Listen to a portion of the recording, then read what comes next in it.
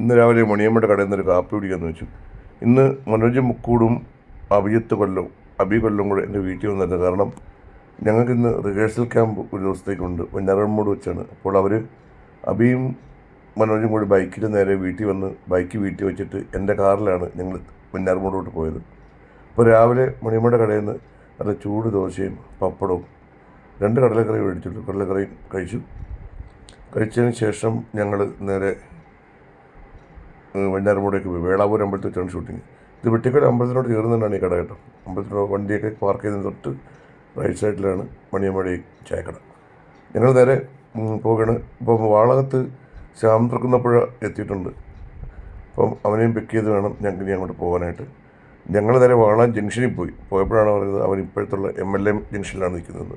വാളാൻ ജംഗ്ഷനിൽ നിന്ന് തിരിച്ച് വീണ്ടും MLA ജംഗ്ഷനിൽ വന്ന് അവിടെ വന്നപ്പോഴത്തേക്കും ശ്യാം അവിടെ നിൽപ്പുണ്ടായിരുന്നു.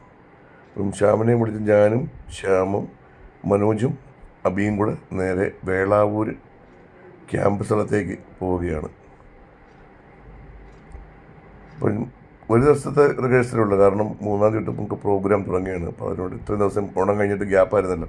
അപ്പം സ്കിറ്റും ബാക്കിയുള്ള കാര്യങ്ങളൊക്കെ ഒന്ന് പറഞ്ഞു നോക്കാൻ വേണ്ടിയിട്ടൊക്കെയാണ് പോകുന്നത്. ഒരു ദിവസമേ ഉള്ളൂ. രാത്രി ആകുമ്പോൾ ഞങ്ങൾ തിരിച്ചു വരും.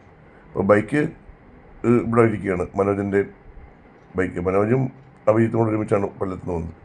നേരെ വേളാവൂർ അമ്പലത്തിലെത്തി. അവിടെ എത്തിയിട്ട് ശേഷം ഇതാണ് ക്യാമ്പ് ഞങ്ങളുടെ.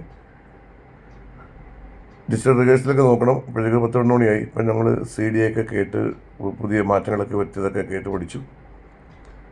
പിന്നെ അവിടെ കുറച്ച് നേരം സ്കിറ്റിൻ്റെ ചർച്ചയൊക്കെ ആയിരുന്നു. അതെല്ലാം കഴിഞ്ഞതിന് ശേഷം ഞങ്ങൾ സ്കിറ്റ് സ്റ്റേജിൽ നിന്ന് പ്രാക്ടീസൊക്കെ ചെയ്ത് നോക്കി. പിന്നെ എൻ്റെ ഒരു വിഗ് ഉണ്ടായിരുന്നു. ആ വിഗ് ഒന്ന് സെറ്റ് ചെയ്ത് തരാനായിട്ട് ശ്യാമിനോട് പറഞ്ഞു. ശ്യാം അതൊക്കെ സെറ്റ് ചെയ്തു. അതിനുശേഷം നേരെ തൊട്ടപ്പുറത്തൊരു ഹോട്ടലാണ് ഉച്ചയ്ക്ക് ഫുഡ് പറഞ്ഞിരിക്കുന്നത്. നല്ല സൂപ്പർ ഊണായിരുന്നു. 100 രൂപയ്ക്ക് മീൻകറി മീൻ വറുത്തത് എല്ലാം ഉൾപ്പെടെയാണ് ഊണ്. പിന്നെ വൈകുന്നേരം ആയപ്പോഴത്തേക്കും അമ്പലത്തിൽ പായസമൊക്കെ ഉണ്ട്. പായസത്തിനുള്ള അടുപ്പൊക്കെ ഒരു കത്തിച്ചു. വൈകുന്നേരം ദീപാരാധന സമയമൊക്കെ ആയപ്പോഴത്തേക്ക് ലൈറ്റൊക്കെ ഇട്ട് വളരെ മനോഹരമായിരുന്നു. പിന്നെ കുറച്ച് നേരം കൂടെ റിഹേഴ്സലെല്ലാം കഴിഞ്ഞപ്പോഴത്തേക്ക് ഏകദേശം ഒരു 11:30-12 മണി അടുപ്പിച്ചാവാറായി കേട്ടോ. മനോജും അഭിജിത്തും എൻ്റെ കൂടെ ഉണ്ടായിരുന്നു. വീട്ടിൽ വന്ന ഉടനെ നല്ല തണുത്ത പഴങ്കഞ്ഞി അവർക്ക് സെറ്റ് ചെയ്ത് കൊടുത്തു. പഴങ്കഞ്ഞി, അതുപോലെ തന്നെ ചക്ക അവിയൽ ഫ്രിഡ്ജ് വെച്ചിട്ടുണ്ട്. ചക്ക അവിയൽ, തൈര്, ഉണ്ടമുളക്,